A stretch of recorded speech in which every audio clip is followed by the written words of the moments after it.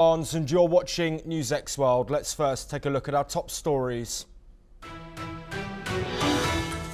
Indian and Pakistani troops in Kashmir have exchanged fire as diplomatic tensions continue to rise following a devastating terrorist attack that killed 26 people in Pahalgam. President Trump says the country should settle the dispute one way or another. Meanwhile, US President Donald Trump says a Russia-Ukraine peace deal is very close following a talk between his envoy Steve Witkoff and Russian President Vladimir Putin. Ukrainian President Volodymyr Zelensky says real pressure on Russia is needed. More than 250,000 people have paid their final respects to Pope Francis in the Vatican ahead of his funeral later today. Dozens of heads of state are arriving in Italy, though Ukraine's Zelensky may miss the service due to military meetings.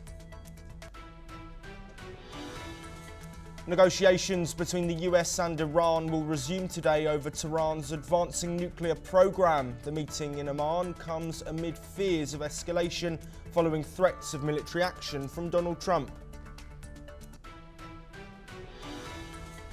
The head of the UN Agency for Palestinian Refugees says Israel is inflicting man-made and politically motivated starvation on Gaza. As further strikes are reported, the Hamas delegation is in Cairo today for ceasefire talks. Canada's election contenders have been rallying ahead of an election on the 28th of April. Prime Minister Mark Carney and main political opponent Pierre Poilievre have promised sweeping changes to boost the economy spurred by a global trade war. US officials have arrested a Wisconsin judge, charging her with helping a migrant and maintain her court evade immigration authorities. A crowd protests Hannah Duggan's arrest, further escalating a dispute on the Trump administration's immigration policies.